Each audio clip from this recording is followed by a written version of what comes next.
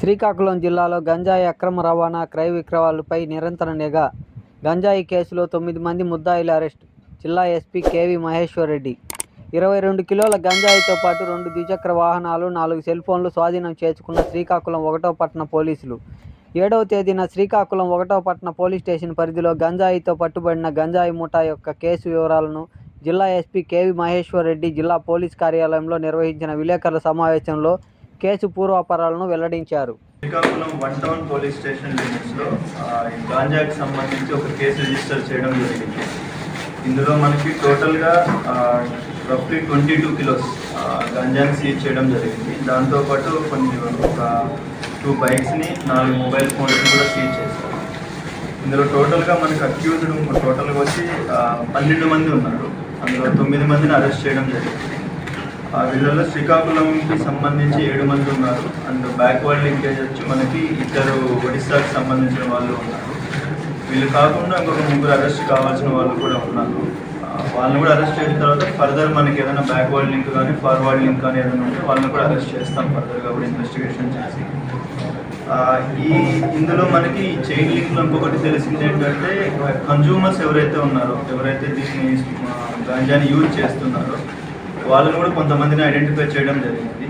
So వాళ్ళకందరికీ ఏంటంటే procedure ప్రకారం మనం రీహాబిలిటేషన్ సెంటర్కి పంపించి అక్కడ వాళ్ళకి కౌన్సిలింగ్ ఇచ్చి ఫర్దర్గా నెక్స్ట్ ప్రాసెస్ ఏం చేయాలో అది మనం కంప్లీట్ చేస్తాం. సో మనకి ఈ కేసుకి సంబంధించి మన ఎస్డిపిఓ టీం ఏదైతే ఉందో అది మన SD team and local police station team అందరూ ముగ్గురు కలిసి అది చాలా బాగా చేశారు టీం మొత్తం.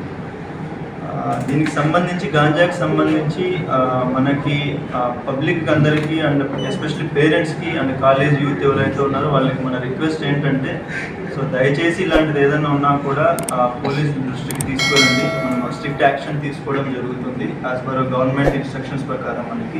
మనకి ఆనరబుల్ సీఎం సార్ కావచ్చు, డిప్యూటీ సీఎం సార్ కావచ్చు, డీజీ సార్ కావచ్చు, వీళ్ళ ఇన్స్ట్రక్షన్స్ ప్రకారం సో స్ట్రిక్ట్ యాక్షన్ తీసుకుంటాం. మనకి దీనికి సంబంధించి ఏదైనా ఇన్ఫర్మేషన్ ఉన్నా మనకు ముందే ప్రొవైడ్ చేయాలి అని చెప్పి అడుగుతాం.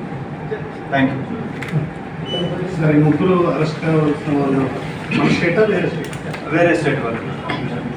ఇందులో మైనర్లు ఎవరైనా ఉన్నారు సార్? ఇందులో మైనర్ సార్.